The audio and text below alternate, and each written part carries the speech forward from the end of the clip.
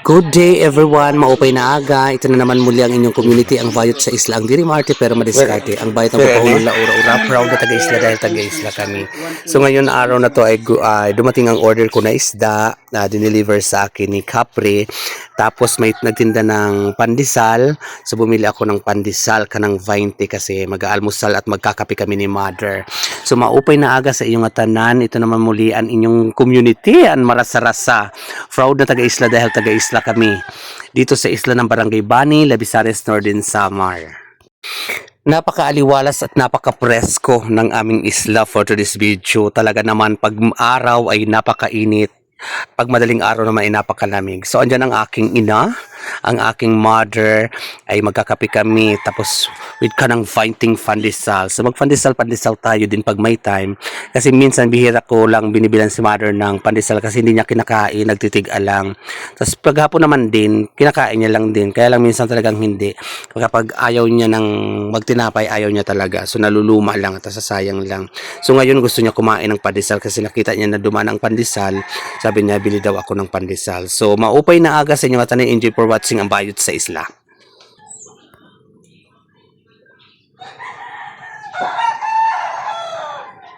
Papasok pa, mother.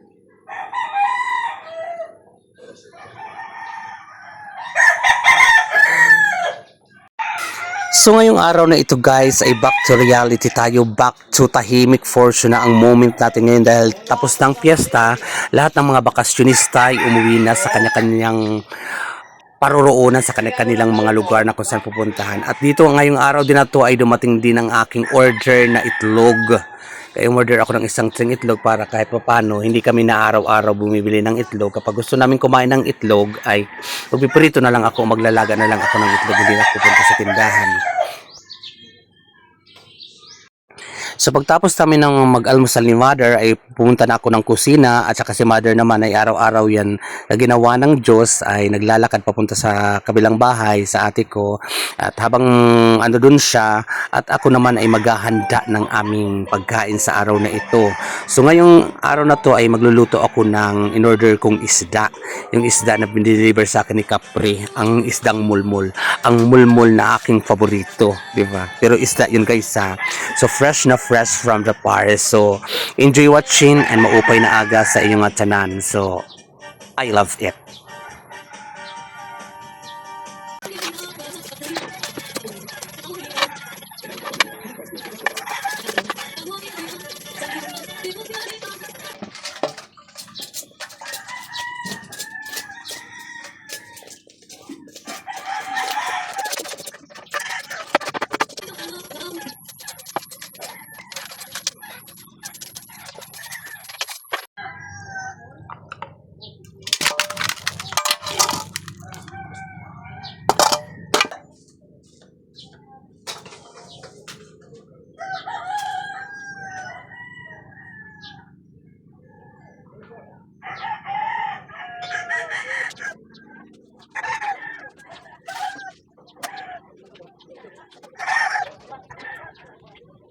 So dito guys ay dalawang luto ang aking gagawin. So mayroon akong paksiw at saka prito kasi gustong talaga ni Mother sa mulmol ay prito at saka sasawsaw namin sa ketchup or sa suka.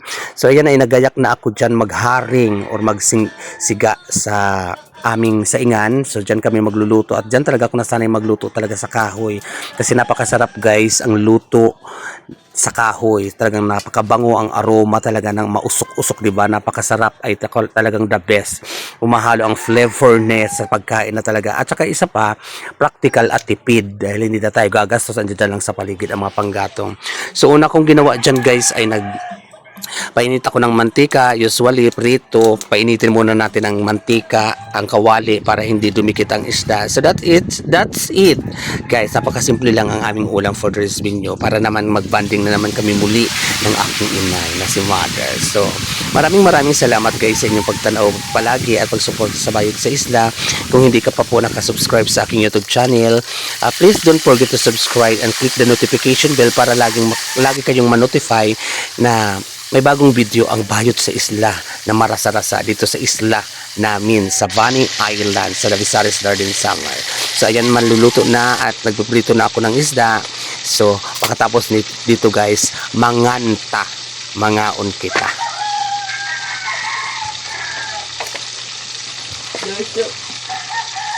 Guys, kasi ito yung kahoy na to, binigay ito ni Manay Aida. Ano na siya, magaang na, parang masyado ng tuyo. Bakod yan eh.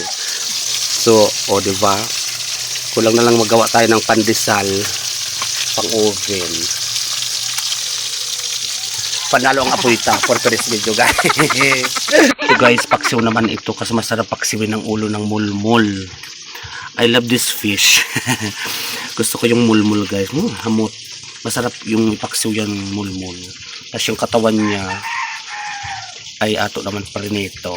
Simpleng buhay ng bayot sa isla guys. Dito sa isla ng Barangay Bani, Davisaris Garden Summer.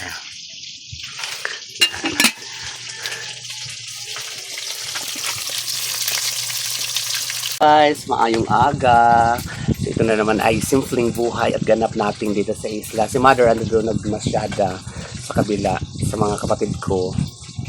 So, ganito ang bubuhay natin ay dalaw-dalaw na lang. So, mag-isda tayo gan. Ayaw paluya-luya.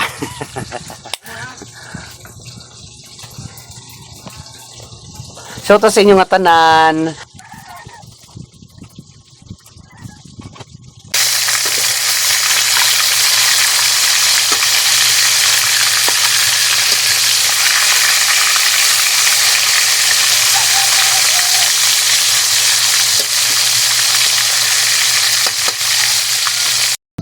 So ayan guys, luto na ang aking prito at ang susunod ko naman na lulutuin ay ang paksiw. So habang niluluto ang paksiw, syempre mag-aalmusal na kami ni Mother.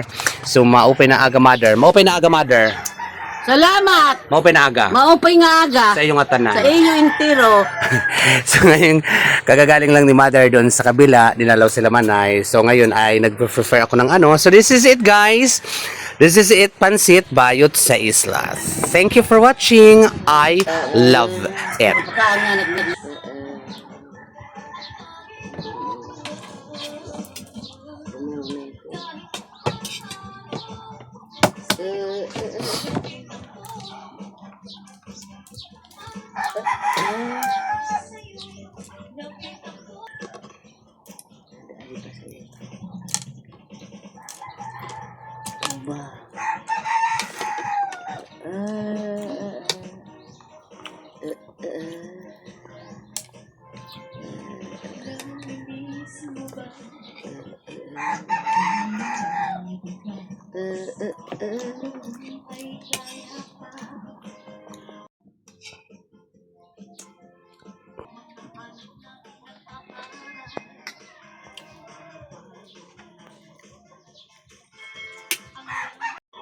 Walang migas.